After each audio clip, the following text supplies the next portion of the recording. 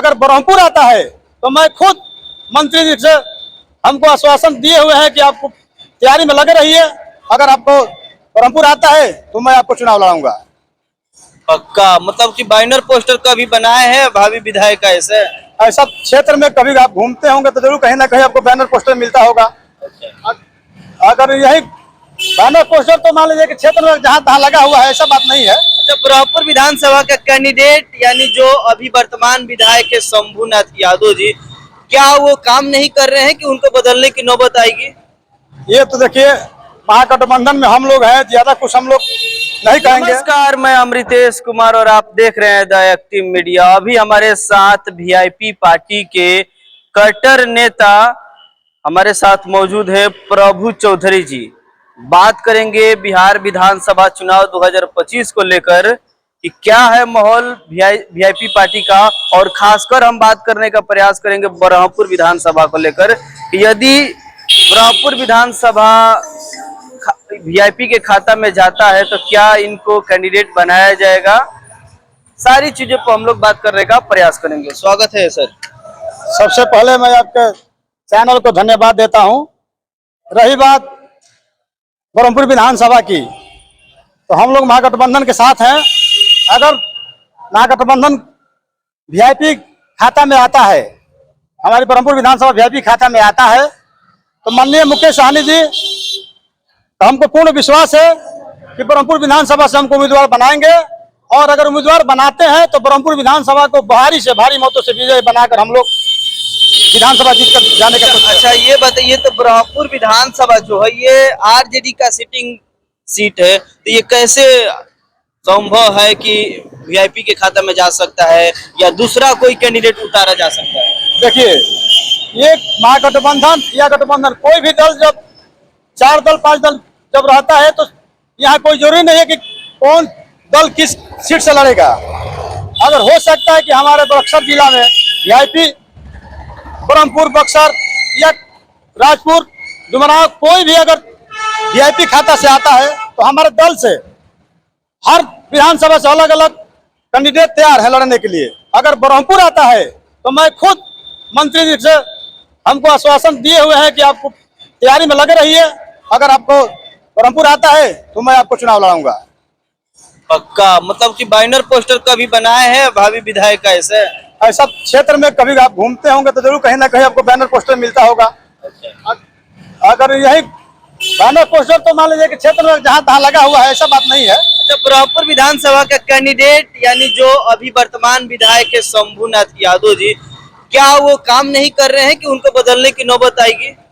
ये तो देखिए, महागठबंधन में हम लोग हैं, ज्यादा कुछ हम लोग नहीं कहेंगे, इसलिए कि हमारे। अरे विकास पर बात करिए ना, सच्चाई जो है उस पर बात करिए। काम कर रहे हैं कि नहीं, विकास किए हैं कि नहीं? 10 वर्षों से विधायक है।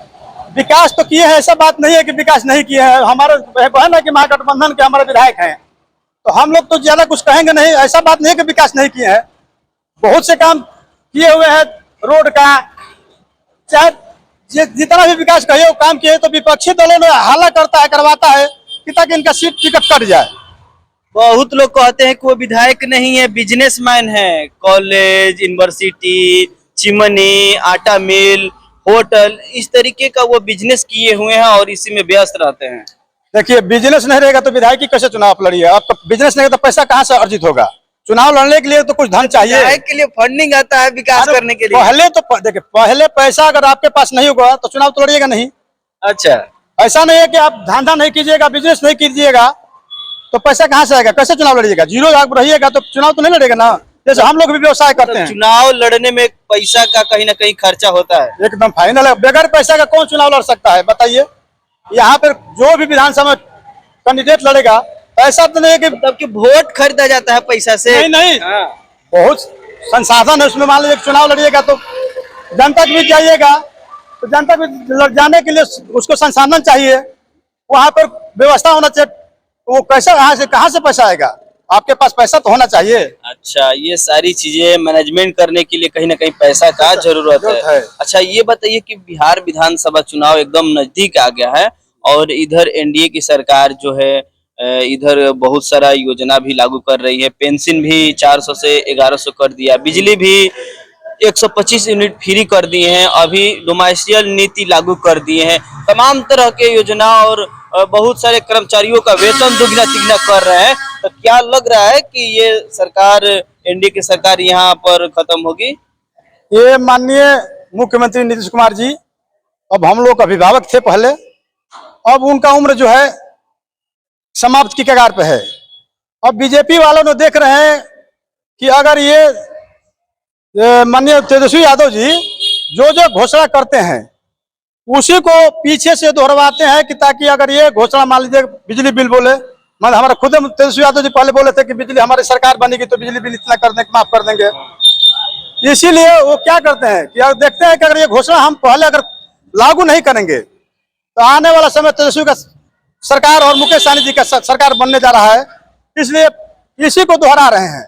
और कोई नया काम करने के लिए नहीं अगर करेंगे तो फिर सरकार में आने का तो कोई चांस नहीं है इनका। तो ये अच्छा काम नहीं कर रहे हैं, जनता अब उनके तरफ अट्रैक्शन हो रही है कि नीतीश कुमार जी हमारे लिए काम कर रहे हैं, हमारे लिए विकास कर रहे हैं। तो कहाँ तेजस्वी और मुकेश सहनी को लोग वोट देंगे? जनता इसलिए वोट देगी कि माननीय तेजस्वी यादव और मुकेश सहनी जी का ये जोड़ी जो है नवयुवक की जोड़ी हो गई। ये मुख्यमंत्री जी अब बुढ़ा गए हैं, अब इनका समय नहीं रह गया है। अब लोग नए युवक देखना चाहते हैं कि आने वाला समय नवयुवकों को समय दिया जाए। इसलिए ये जो बिहार में, पूरा बिहार में जो जोड़ी देख रहे हैं ना, अभी लोकसभा में आप देखें कि पूरा बिहार का दौरा मात्र दो ही युवा, माननीय तेजस्वी यादव जी और माननीय मुकेश सहनी जी, पूरा बिहार को दौरा करके ये दिखा दिए कि नहीं नवयुवक का समय आ गया है। इसलिए अभी जो सरकार बनने जा रहा है ये एनडीए वाला का छोड़िए, अभी महागठबंधन का सरकार एक नंबर की कुर्सी तेजस्वी यादव होंगे और दूसरे नंबर की कुर्सी जो होगी माननीय मुकेश सहनी जी उप मुख्यमंत्री बनने के क्लियर है।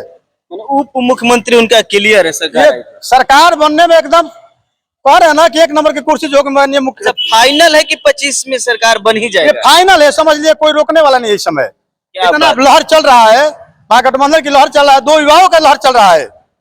इसके वजह से रोजगार, मान लीजिए कि नवयुवक जो जितना है बेरोजगार हुए हैं, अभी चुनाव के समय में ये घोषणा कर रहे हैं तो माननीय नीतीश कुमार जी, तो अगर चुनाव नहीं आता ये भी पैसा नहीं बढ़ाते, ये घोषणा भी नहीं करते। जितना भी सैलरी बढ़ा रहे हैं काहे के लिए? वोट के लिए कर रहे हैं। आप पहले क्या नहीं कर रहे थे? जब देख रहे कि तेजस्वी यादव जी जब अपना घोषणा कर रहे हैं तो उसको काट करने के लिए ये घोषणा कर रहे हैं और बढ़ा रहे हैं। बिहार में दलितों का नेता चिराग पासवान, जीतन राम मांझी को भी कहा जाता है, लेकिन ये लोग एनडीए में है और अकेले मुकेश सहनी दलितों का नेता बन के क्या कर पाएंगे? अकेले मुकेश सहनी जी दलितों का नेता, अति पिछड़ों के बेटा है। मानिए ये 10% हम लोग का वोट है, अकेले नहीं है, 10% वोट का माने रखता है। अगर माननीय मुकेश सहनी जी पिछले साल देखे, पिछले 2020 में चुनाव हम लोग लड़े, जिधर मुकेश सहनी जी रहते उसका सरकार बनना तय होता है। 2020 में चुनाव हम लोग एनडीए के साथ लड़े, सरकार हम लोग बनाए एनडीए का, और महागठबंधन के साथ हम लोग हैं। आज इस बार महागठबंधन का सरकार बनना तय है। जिधर चिराग पासवान को लेकर आपकी क्या प्रतिक्रिया? चिराग पासवान जी तो ये पासवान जी है, लेकिन पासवान जी लोग का काम नहीं करते हैं। ये बड़े वो समझिए दलितों का बड़े नेता कहे जाते हैं। दलितों का बस नाम मात्र अपना नेता है, लेकिन दलितों का काम नहीं करते। पूछे जाके पासवान टोली में किसी से पूछिए कि पासवान एक भी पासवान को टिकट लड़ाते हैं अपने पार्टी से? किसी दल अपने दल से एक भी पासवान को टिकट नहीं देते हैं। केवल कहने का पासवान जी कि हम पासवान का नेता है। अभी जो एक नई बिहार में पार्टी बना है जनसुराज, और उनके सूत्रधार है प्रशांत किशोर जी, तो उनको लेकर आपकी क्या प्रतिक्रिया है? वो भी कह रहे हैं कि हम बिहार को बदलेंगे, हम बिहार के लिए काफी दिनों से पैदल बिहार में चल रहे हैं और ये जो वर्तमान सरकारें रही है ये सिर्फ ठगने के काम की है।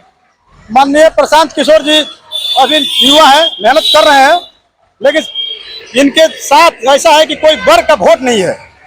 अभी जो टिकट लेने वाले सब लाइन में लगे वही भीड़ जुटा रहे हैं, पैसा के बल पर भीड़ जुटा कर दिखा रहे हैं कि हमारे पास जनाधार है। जनाधार कुछ है नहीं। बड़ा आरोप लगा रहे हैं ये पैसे के बल पर वो भीड़ आ रही है। सब पैसे के बल पर सब भीड़ आ रही है। ऐसा कोई बता दिए कौन सा वर्ग के पास उनके पास वोट है? सभी वर्गों का वो कह रहे हैं कि वोट बैंकिंग है। कहने का मतलब है कि वो दिखा रहे हैं ना कि सभी वर्ग का वोट है। टिकट फाइनल होने आते आते समय उनके पास कोई रह नहीं जाएगा। टिकट क्लियर होते तो सब लोग अपने अपने फिर कोई राजनीति में चला, महागठबंधन में चला जाएगा, तो कोई एनडीए भी गठबंधन में चला जाएगा, कोई रह नहीं जाएगा। अभी टिकट महागठबंधन की सरकार फाइनल बनने का तय है बिहार में। महागठबंधन अब की सरकार बनाने 2025 में बनाने जा रही है, इसमें कोई लेकिन परंतु नहीं है। 2025 में माननीय तेजस्वी यादव जी मुख्यमंत्री बनेंगे और उप मुख्यमंत्री हमारे माननीय मुकेश सहनी जी उप मुख्यमंत्री बनेंगे, इसका कोई रोक नहीं सकता। कोई दो राय नहीं, फाइनल एकदम तय है। आना तय है, सरकार आना तय है। चलिए, बहुत बढ़िया। इनका प्रतिक्रिया कैसा लगा आप लोग कमेंट में जरूर बताइएगा। मिलते हैं फिर अगले वीडियो में। जय हिंद, जय भारत, जय संविधान।